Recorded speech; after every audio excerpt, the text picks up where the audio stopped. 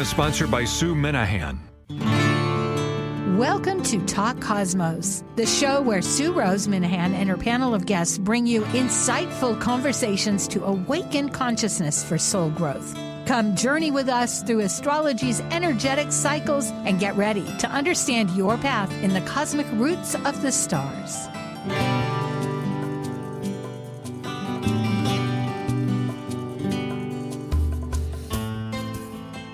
I'm Sue Rose Minahan, host and founder of Talk Cosmos Insightful Conversations, and we awaken consciousness. Today is the 7th of April. It's been many years now, since 2018, since we started this weekly, just about on this birthday. It was on the 6th. No, it was today. It was on the 7th. So, hallelujah. Happy birthday, Talk Cosmos. I hadn't thought of that till this moment. It's inspiration. We know that Mercury is retrograde. It is in Aries. It's forging us ahead and looking backward at the same time. I'm not sure what kind of driving expertise that takes, but we're learning. And also the big news everywhere, shouting across the housetops and across the fields and oceans, is this illustrious eclipse happening tomorrow on the 8th. That'll go smack dab across the United States and Mexico. And it's a total one. It's right in the very middle. It's going to be a long one, over 4 minutes. We're not here exactly to talk about it in every little detail, except, of course, it is highlighted because we are the new moon. And the new moon, when it is in eclipse, is a solar eclipse. So the sun is getting blotted out. The lights are going bananas, shading out, and inner darkness speaks to illuminate again our vision and path.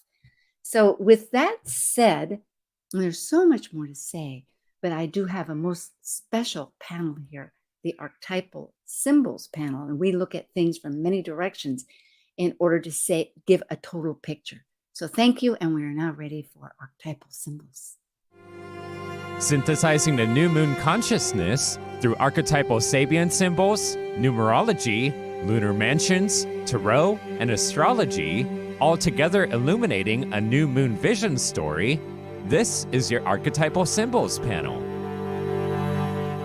I am Sue Rose Minahan, founder of Talk Cosmos since 2018, an evolutionary astrologer and student of vibrational astrology, a consultant, workshop facilitator, lecture speaker, writer, Dwarf Planet University graduate, charter member of Kepler Astrology Toastmaster Club, hold an AA degree and Associate of Fine Arts Music degree, and Certificate of Fine Arts in Jazz. I'm an artist, musician, mythologist, and pursue esoteric philosophies. I'm Elizabeth Liz Machette, a professional astrologer, intuitive, numerologist, and tarot reader. I'm a certified sacred healing counselor, providing nurturing, in-depth consultations for individuals and couples. I'm an author, blogger, speaker, and international Reiki master and teacher. I create safe space in which to explore the deeper patterns of your life, to clarify your current circumstances and help you find your best path forward. And I'm Justin Crocodilesy, an archetypal Jyotish astrologer, yoga and meditation teacher, and author. I combine both Western ancient astrology and modern psychological astrology with Eastern Vedic astrology, and I specialize in predictive, electional, and karmic astrology for individuals and couples. I also do in-depth astrological research into arcane astrological concepts, focusing on the mystical, occult side of astrology. Eleanor Roosevelt once said, "Yesterday is history, tomorrow is a mystery, and today is a gift." And that's why it's called the present. Hello, birthday folk. That's to Talk Cosmos with Justin and Liz. It is. In fact, Liz was on the very first show. So Liz, thank you very much for helping me inaugurate, that's it, this challenging, wonderful, expansive journey. And we're on to more. We are on to more. Each one of us and collectively. And wow, what a journey it'll be. So, any thoughts before we begin? It's a pleasure to be here, and happy birthday to Talk Cosmos. And my 6 years of being on the radio and YouTube Yeah. now, and Into it's our been a 7th journey. season. Yes, indeed. I know. Isn't life? Okay, we won't reflect. We'll just plow ahead. Aries like, yeah, that's what we're doing. Okay. Again, folks, and I always think I have it dark, but Elizabeth Liz Mouchette is at alightpath.com. Justin Crockett Elsie is at his name, justincrockettelsey.com. And he has an email too, which we will learn later in the show. And myself, Talk Cosmos. So we have here, I know we can go forward. Yes, a little bit of retrograde happening here. All right. The solar eclipse. Astronomically, when the path of the sun and the moon are within, when the degrees of the sun and moon are within, a new moon is within 12 degrees of the nodes, that's the meeting of their path, the moon and the sun, we have an eclipse.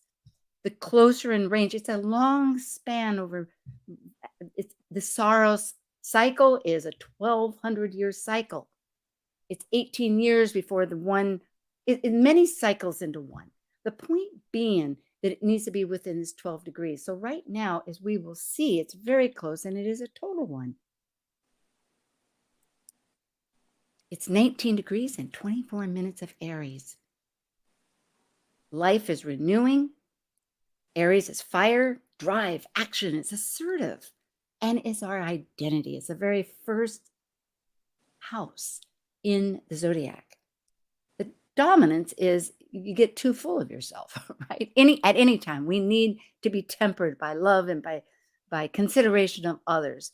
We need a whole dialogue of energies, but it is very important to have that ego and that self to rise ahead and meet the challenges of life. But generally, I would say, and I think Liz and Justin would agree, that it is a cycle. An eclipse represents a transition point. So we're going to be renewing or beginning again. Do either of you love to hear your thoughts? Well, the sun is exalted at 19 degrees of Aries, and the sun is exalted in the sign of Aries. So this solar eclipse new moon is very powerful and potent. Yeah, and to the point there that solar eclipses portend the end of cycles and beginning of cycles. So that's Wonderful. what the meaning is there. So we do need a lot of bravery. It's always hard to let go of something unless we get so enthused about what's coming ahead. And it's not always clear, although I think there's a lot of vision involved with this and healing, as we'll see. So thank you. Those are concrete, and I love it, grounded ideas of how to realize it. Have faith. It's important to release and let go of what no longer serves us to make room for the new. But it's and it's also important to focus on ourselves at this point, because Aries is about self. So this is, and because it's conjunct Chiron, this is an okay time to focus just on yourself and self-healing.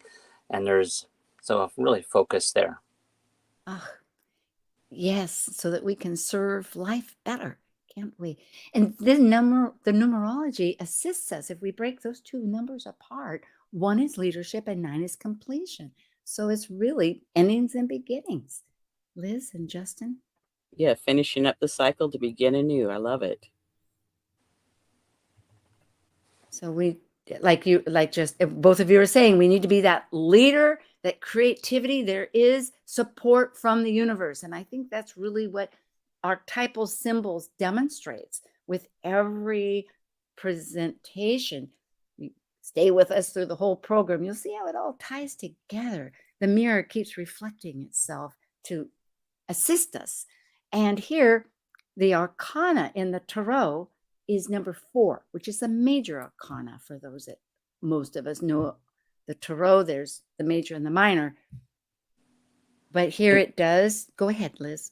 It corresponds to the sign Aries, which is about authority, leadership, and strategic thinking. And the shadow side would be controlling. Yes, when we only think about ourselves, because there's always a polarity. There's somebody and somebody else. And usually when we're doing something for ourselves, it somehow does involve somebody else. If it's a creative thing, you want to present it to other people. If it's a change, it's going to affect other people. So it's Justin, anything? No. Well, she got it covered. The minor arcana, though, perhaps you can help us out here. There are Do you want to start, Justin? No, you go ahead. You go ahead. So we have 3 cards in the minor arcana. The 2 of Wands is Mars and Aries, and it's the Lord of Dominion. Then we have the 3 of Wands, which is the Sun in Aries, the Lord of Established Strength, and the 4 of Wands, Venus in Aries, the Lord of Abundance. Could you explain a little bit? Like Dominion makes sense with Mars. Established strength makes sense with Sun, and is established. It's the Sun. It rules everything. And there is courage and strength. And abundance, Taurus, growth. I mean, not growth in the sense of Jupiter, but growth in the sense of fertility, Earth, sprouting and that and survival of it. Is there anything more that you can explain, just briefly speaking? Not me. What about you, Justin? No, I think they speak for themselves, actually. So. All right. Well, onward. Here we have the Yorish lunar mansions called the Nakshakras, and they are the constellations of the stars in the Eastern philosophies, which is really a brother and sister to Western astrology. If it weren't for the Eastern Vedic astrologers, especially in the Middle East during their golden era, which was our dark era, we wouldn't have astrology because they really promoted it for hundreds of years. So they do relate very much, and Justin studies both of them. And one factor here is that it has everything to do about stories. The constellations have stories. Go ahead, Justin. Yeah, so in Jyotish, it's Jyotish. In Jyotish astrology here, what we're really talking about here is the same constellation that the moon is in. It's just we're diving deeper into the constellation, the sign, and looking at the fixed stars that are in that constellation and the concept stories and mythologies around them and what the meanings are as we get deeper into the constellation that the moon is traveling through. And so this is what's called the lunar mansion, or the mansion where the moon's traveling through. So on the next slide, if I might add, though, just a padas mean that it's a section. It's just they're each divided up into 4 sections, exactly. Four padas, just like there's deacons that divide up, and we can take that back to the Egyptians. This is the Hindu. So in this particular new moon, the nakshatra, which the moon is traveling through, is called Rafti. And it's in the 3rd section, or 3rd pod of Rafti. And Rafti is a nakshatra that's ruled by one of the Vedic solar deities, solar gods. But this particular solar god is related to nourishing or nourishment. So it's and protection. This is a god that protects the animals. This is the nurturing sun, or the nurturing aspect of the sun. So it's nourishing and protecting form of the sun god.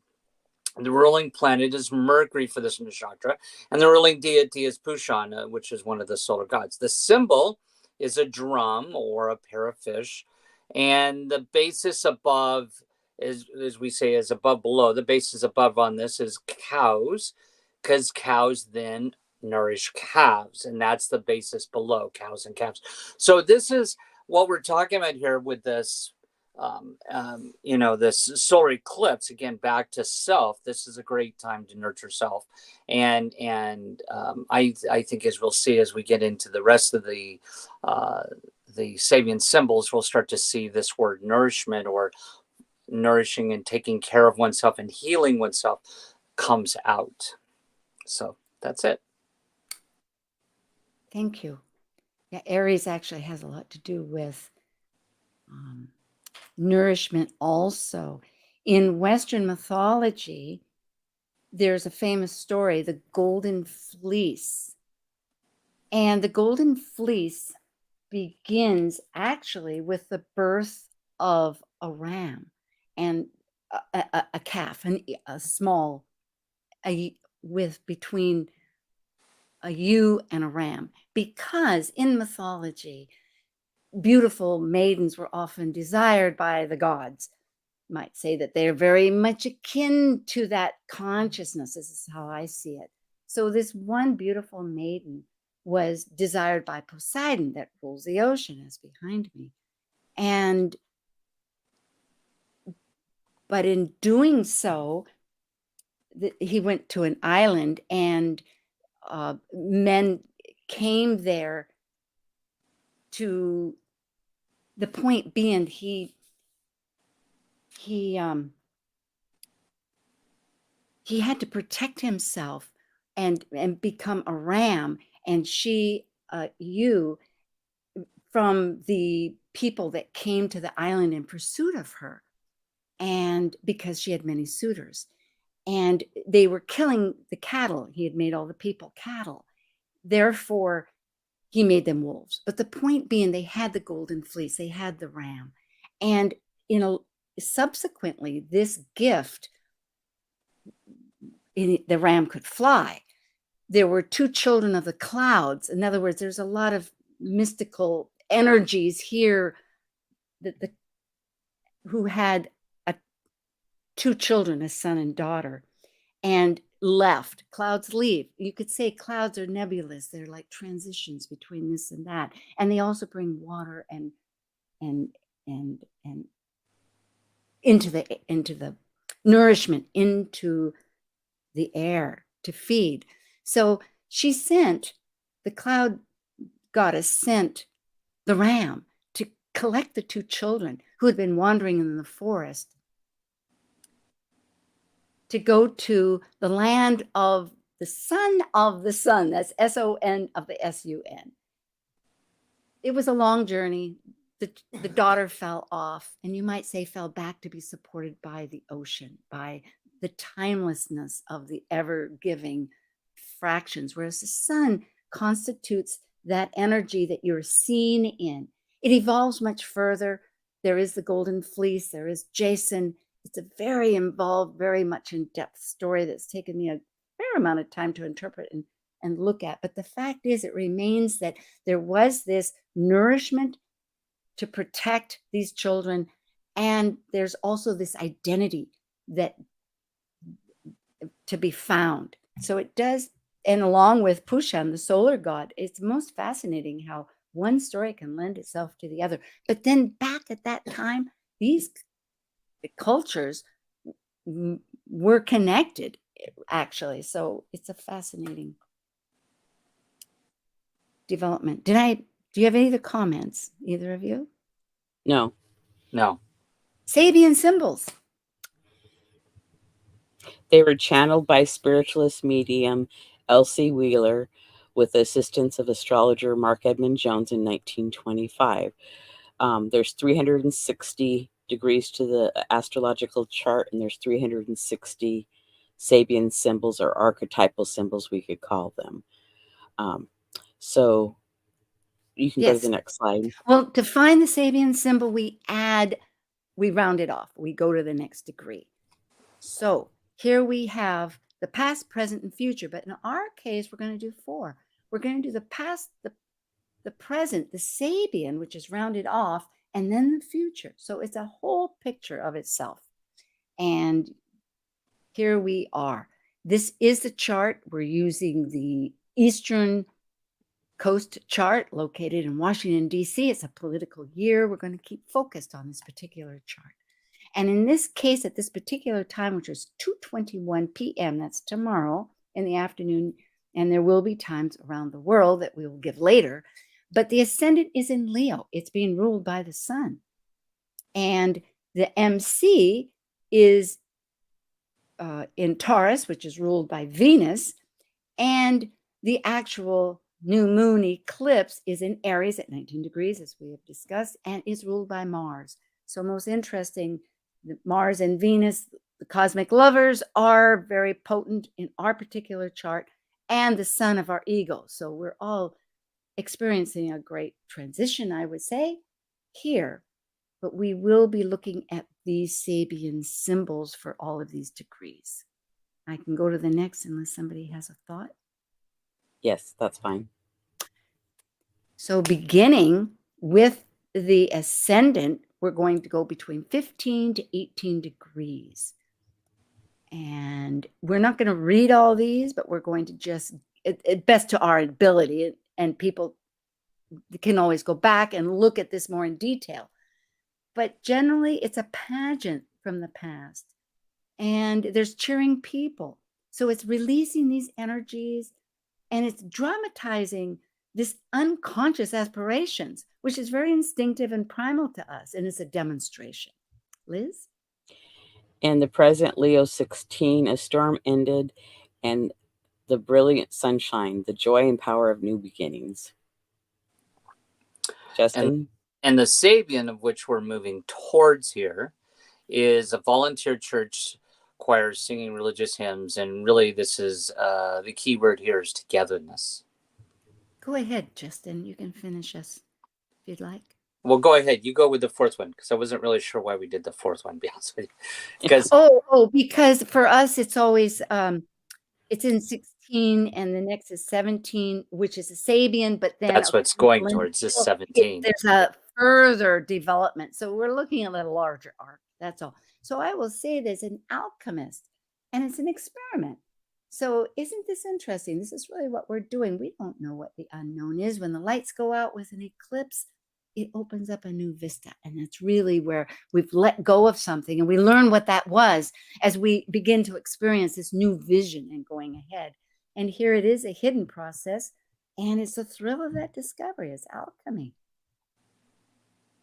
So the MC, if we go past in Taurus, which is an earth sign, it's the woman of Samaria, which is very ancient times at the ancestral well. In fact, that could be, I think, where Jesus was with the woman. It reminds me of, the great, not Reuben, but not Michelangelo, Sue. Anyway, my artists are leaving me. I know who, anyway, an artist. And then the present is a sleigh. And creative happening together, new quality. Go ahead. A sleigh is uncovered by snow, a future-oriented imagination.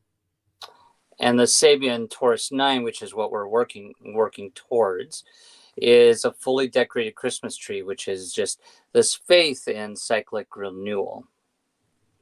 And then the farther out future is a Red Cross nurse, consecration to humanity. So perhaps that would have, with the end result, if we continue on this path, having that faith, this new quality that we wanted to have, and there's some compassion. Isn't that wonderful? Because we came out of Pisces. Here we have the new moon itself, the eclipse at 19 degrees, and I think it's 24 minutes of Aries. And the past, I didn't write that down, but it's at 18 degrees. It's an empty hammock, and it's stretched between two trees. So it's getting ready to live rhythmically, and it's alternating between rest and activity. So let's go ahead, Liz. The magic carpet, strife transcending an unattached outlook upon everyday reality. And then Aries 20, which is what we're working towards or going towards here in the future, is a young girl feeding birds in water, which is really basically, as we're looking at life situations, overcoming situations with love and compassion. We would call that also the Sabian, because usually you're right. I mean, I know we're altering among the three of us. We have different views of the four, but the fact is that the Sabian. But that's what we're working towards. That's what we're working towards. Yeah, passion, well, it is love, and navigating life situations. Yes. And from that, we're working towards pugilist, is that how you say it? Who enters the ring? Pugilist. Because pugilist, okay, we pronounce the G. But it's releasing and glorifying this social aggressiveness, this overwhelming power.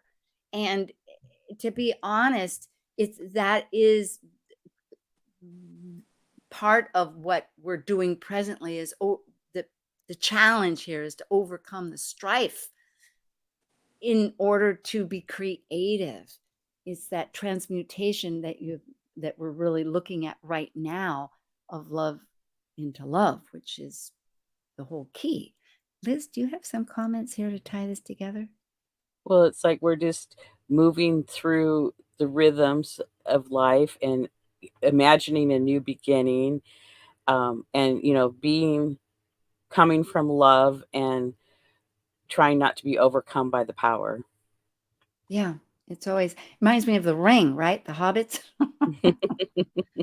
Got to be careful of what power we have for anything.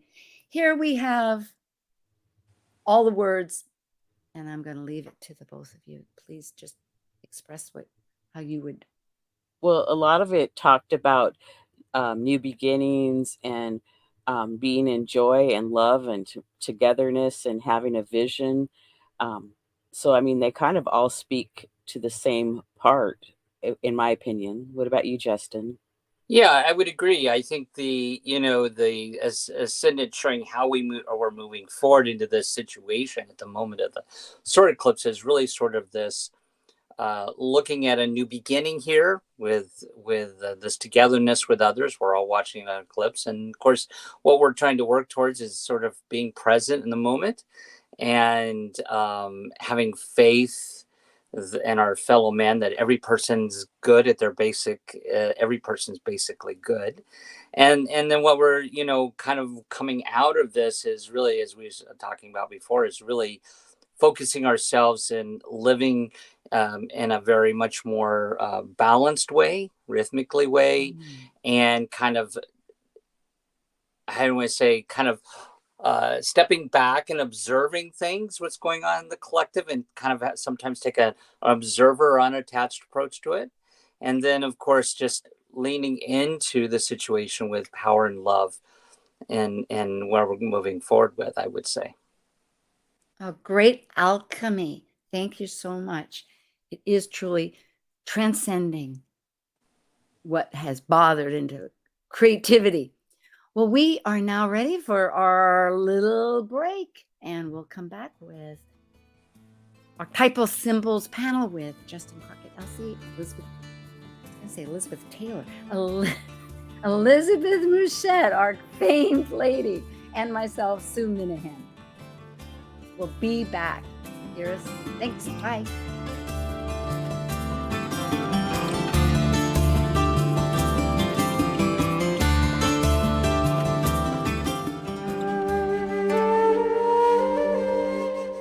While we take a break from this week's edition of Talk Cosmos, let's take a look at this cycle's archetype.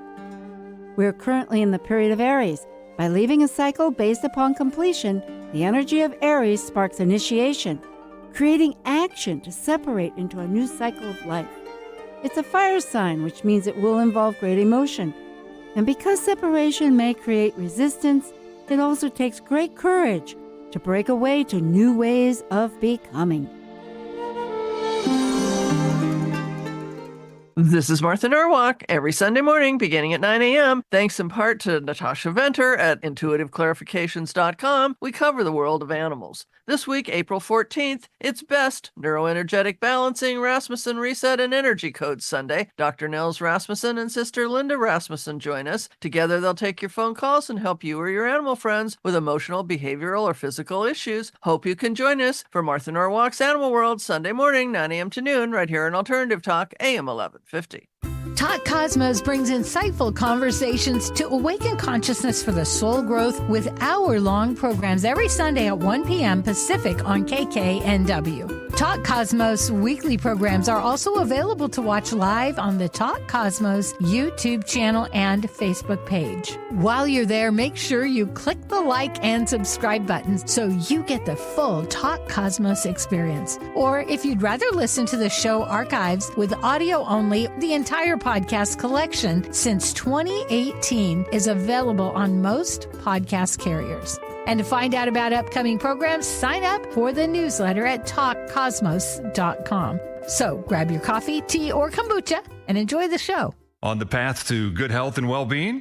Alternative Talk 1150 is the station for you. Welcome back, everybody. This is the day before the big total eclipse going across the United States. And I have Justin Crockett Elsie and Elizabeth Liz Mouchette with me. We're going to find out a little bit what's in their world. We'll begin with Liz. I know that she has initiated this great new YouTube series. So it's indicative of new beginnings, folks. Liz, let's find out. Yes, I've been doing a weekly show and 2 with Justin, the full moon forecast and the monthly forecast, and then Astrology Star Sisters Talk Over Tea with Sue. And then I post our show that we're doing today on there. So there's basically one for every week. And more to come soon. Yes, indeed. I know, I think these are last months, but we're doing one about Jupiter and Uranus, such as I'm also going to do this next week. It's very exciting. Thank you. Yeah, and I'd love to listen to both of you too. So wonderful. And that would be at YouTube. So it's at Elizabeth Liz Mouchette. Just put in Liz Mouchette. You'll find it. Thank you. Yes. And Justin, you're getting active with Instagram. Let's find out. What are you doing? Yeah, I do a monthly Mars forecast on the beginning of the month on Instagram, and looking at what Mars is doing for the month, as it's an important planet to track because it relates to how we're all trying to move forward and take action. And then I also do starting a weekly lunar forecast, looking at the moon just throughout the week, focusing on the nakshatras and lunar mansions.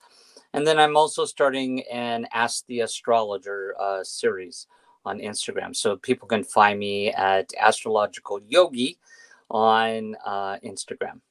Yes. And his email is justin.lc@gmail.com. And if all is lost, of course, his name is his website. But this is on Instagram. Well, good luck. It's very exciting I love success, and we're all moving ahead. For myself, I've been writing blogs every week. And the last one was about the solar eclipse. Prior to that was a lunar. And then, of course, spring equinox. It's Aries times. It's like pushing ahead. And this week, it'll be, of course, about this new conjunction coming up, which is Jupiter and Uranus once every 84 years in Taurus. But it's not so much factual. It's more philosophical. It's my viewpoint. It's like, hello, Sue. This is what I'm thinking now. So you get a little bit of extra from me. And do join. In fact, I'm becoming updated, and I've got a QR code. You can just zap that and find Talk Cosmos. Join us, sign up, and we'll connect with you. Things are going to, did we lose Justin? He'll be back. Oh, goody. Well, that was the lights going out. Did you do that on purpose? That was a prelude to the eclipse. I love it. Oh, no, he's gone again. Okay, well, we're having double eclipse. Liz, here we are. This is the time zones for the next around the world. And you will see that it moves across the world with a different ascendant. And that's the point. We're going to show how it's actually in your chart in a different house. So if we're here in Hawaii, we have a Taurus-based ascendant that's going to be focusing on the Venus archetype. Hello, boy, you're doing an eclipse with us. Actually, I think Justin's going around the world checking out all these different ascendants, and that's what I was talking about. So here in Hawaii on the 8th, because the sun goes west to east, so it's going to start off at 8:21 in the morning here in Taurus with Venus looking at your survival and resources. Then it's going to go to the West Coast there in Seattle in Cancer, which is the new moon itself. It's going to be protection and all the archetypal things of, in other words, the sun will be in different locations. On the East Coast, it's the other part of the new moon. It's going to be with the sun itself in Leo. If we go to Europe, where time begins, as far as the Greenwich, it's going to be in Venus, which is our south node, really, that's related there.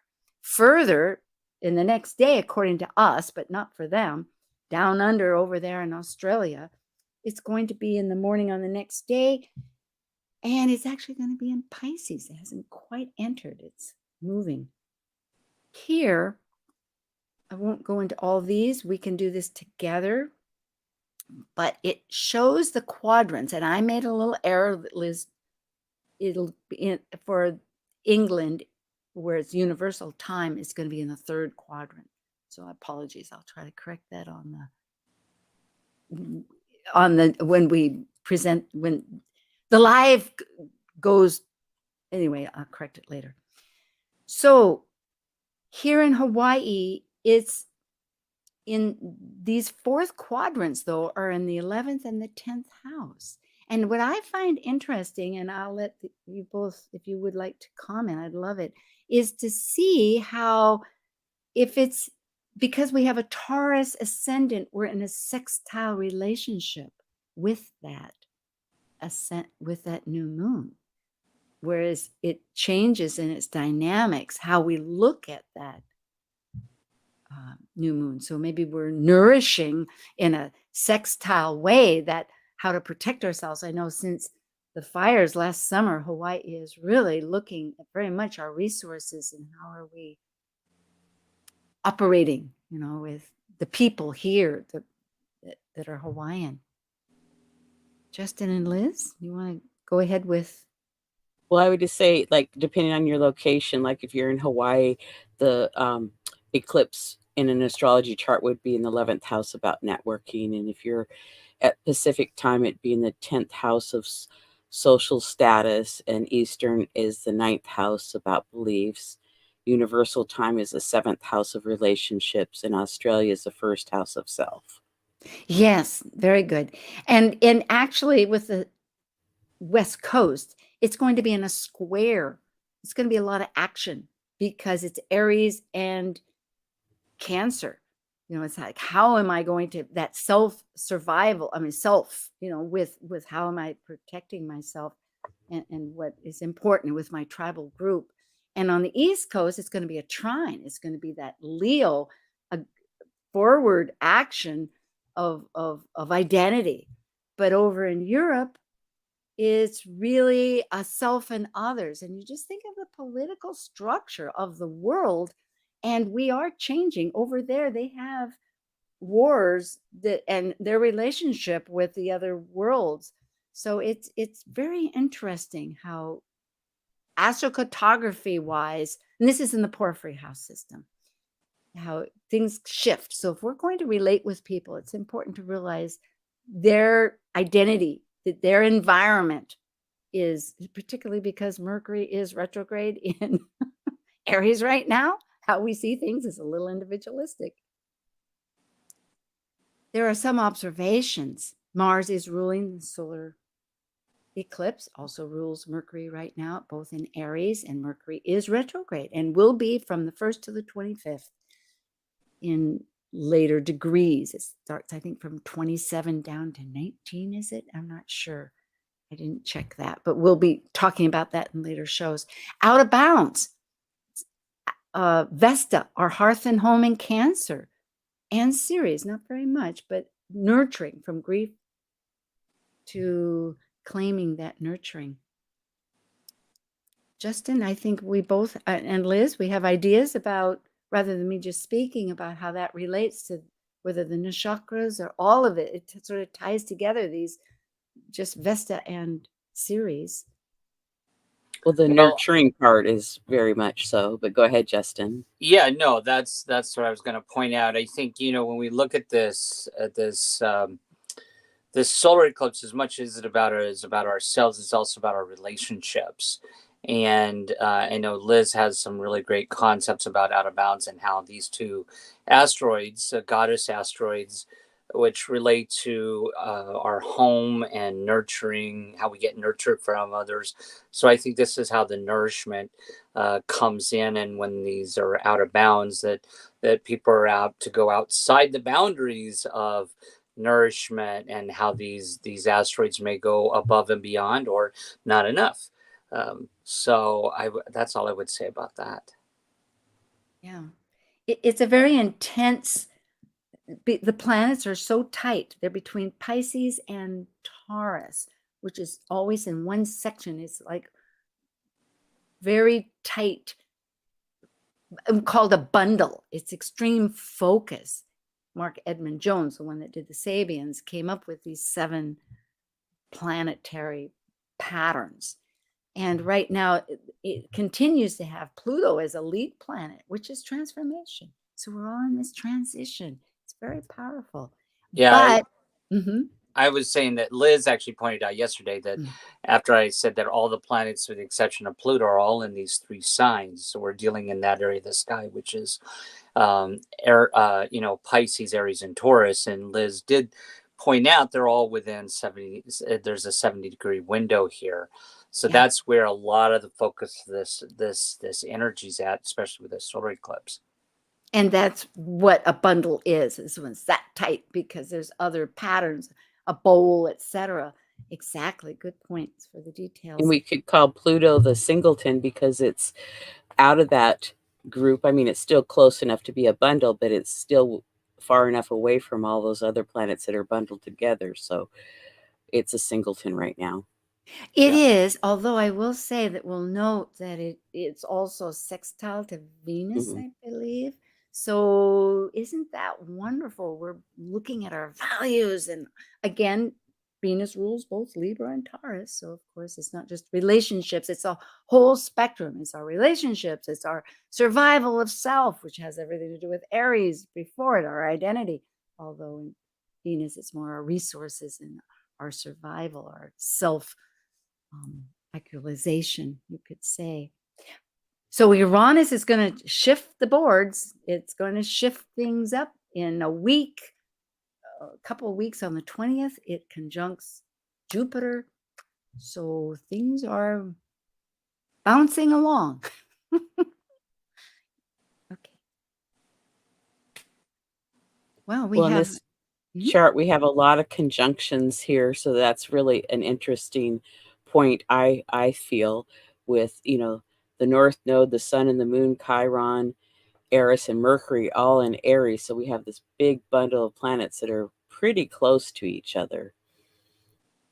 They are really I would point out that Chiron is exact degrees with the Moon and the Sun with us. That trifecta right there, those 3. The Chiron's actually 19 degrees as well.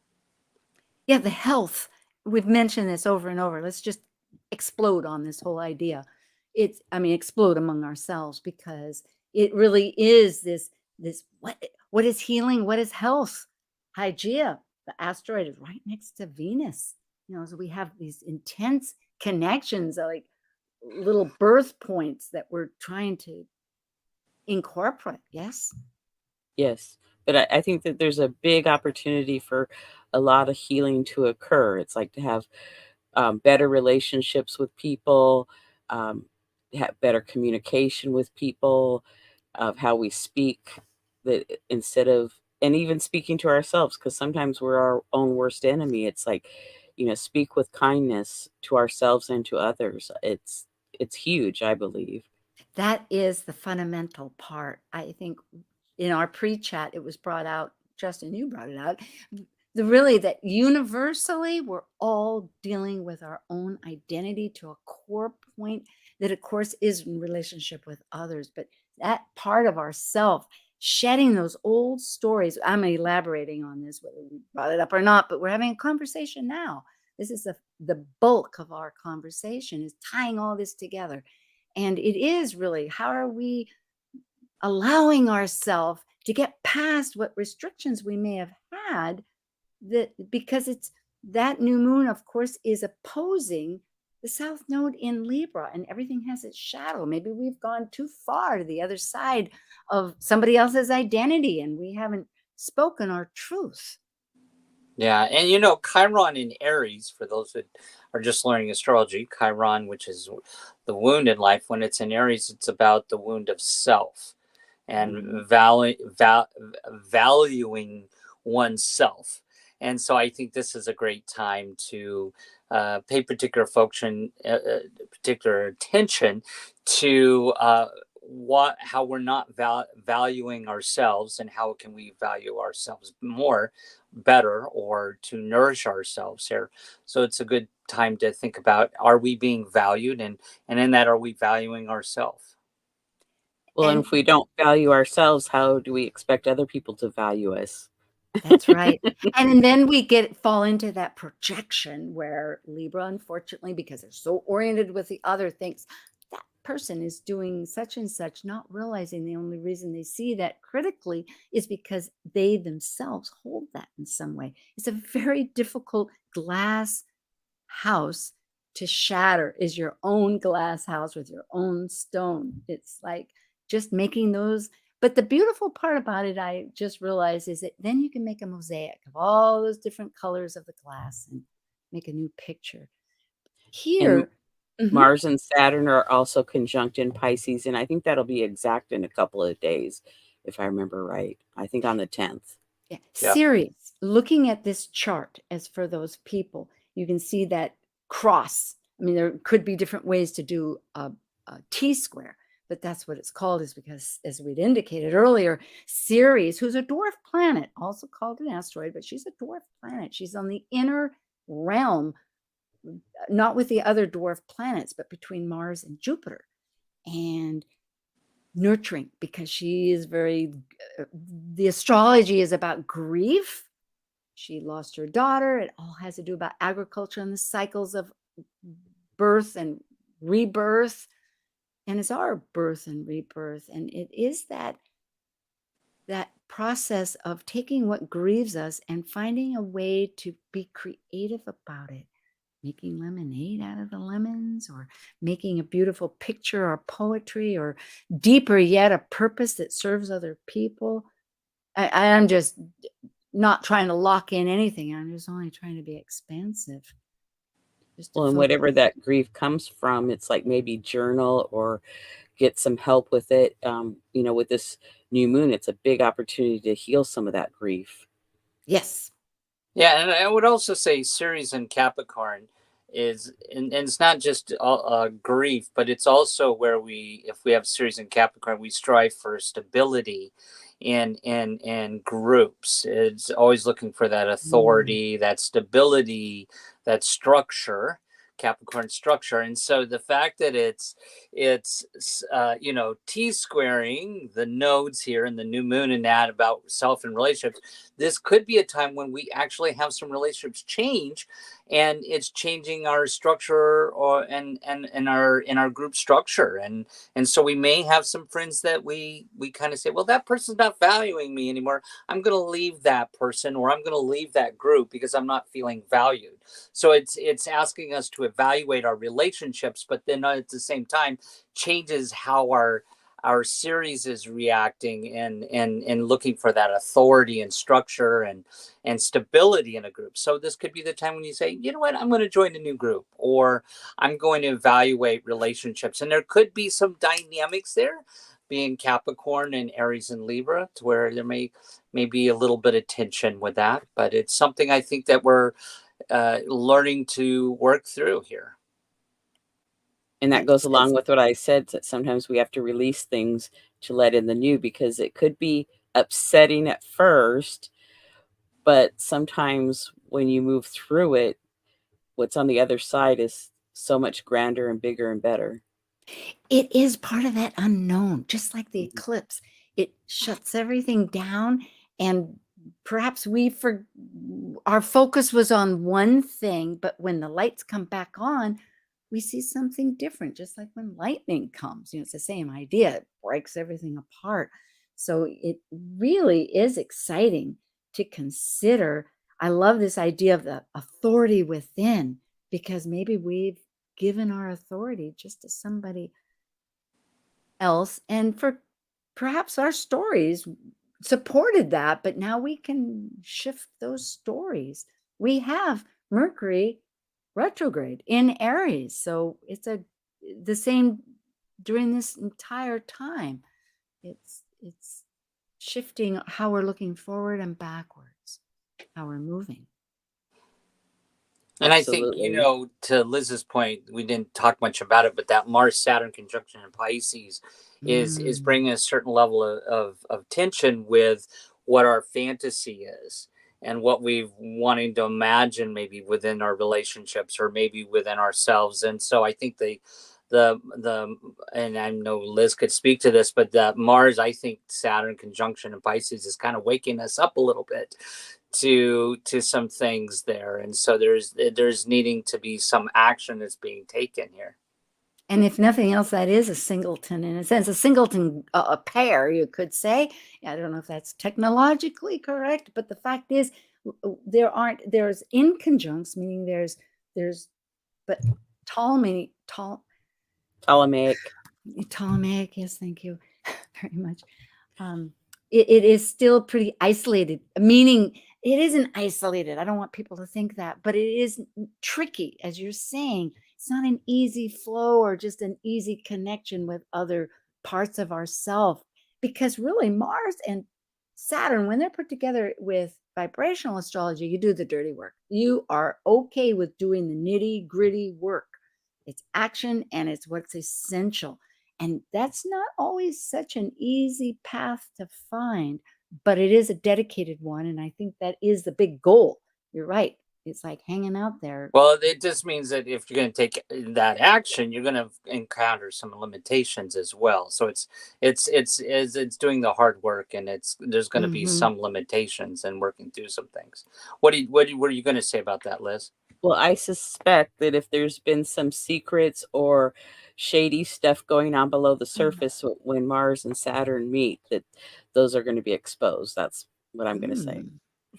Yeah. Well, I guess that helps us see the whole picture a little bit, or why something wasn't working, or if it was our part, and because when secrets are held, sometimes it's we're fooling ourselves or fooling other people. Sometimes there's many reasons why there's secrets, so that's interesting. And then we have, go ahead, but I was going to say about Jupiter and Uranus there, that are actually on the 20th of April being conjunct, which they are. The last time was back in 2011 in Aries Pisces on that cusp. And then in 1941 was the last time they were in Taurus. But Ceres is working in two areas. She's supporting those changes as she's activating. I was just talking yesterday with Liz about Jupiter-Uranus conjunctions and how it shows up in people's charts. And I do think that with the energy we've been feeling with Uranus, that it exponentially grows, this bubble. It'll be almost like over the top a little bit that this Uranus reacts in Taurus. So definitely a time when we may see some things happen in the financial markets a little bit with this. But it could be that people kind of go off in left field and buy a house that they weren't even, really making a decision about. It's kind of out, as Liz likes to say, out of bounds. There's an out of bounds aspect here with the Jupiter-Uranus conjunction. And if it's in Taurus, it's dealing with resources. So there could be some out of bounds, where we maybe might spend a little bit more than usual, or, what do you think, Liz? Or your investments could bring you more returns than you anticipated. Yeah. I like that one better. And then Vesta is square to Venus and Hygeia, another aspect, because this new moon doesn't have a ton of aspects. Oh, we're already done? Oh, I know. Here is the other one, and there's a review, folks, and a little bit of a playlist, but we'll just have the three of us for the last minute. We can do this. So with strife through, what were we? We were, thank you, Transcending yes, strife. transcending strife. And It's just nourish like yourself. Yes, like the water, it comes up, it comes that cloud, and it carries us someplace to a new identity where the sun shines, but we live and die and in our phases to rebirth. Thank you very much, everybody. Thank you, Kristen and Liz. Stay tuned. Thank you for joining an insightful conversation on Talk Cosmos, the show where Sue Rose Minahan and her panel of guests awaken consciousness by connecting soul growth patterns with astrology's energetic cycles. Be sure to tune in next Sunday, 1 p.m. Pacific Time, to continue your journey through the roots of the cosmic pathway. The views expressed on this program are those of the hosts, guests, and callers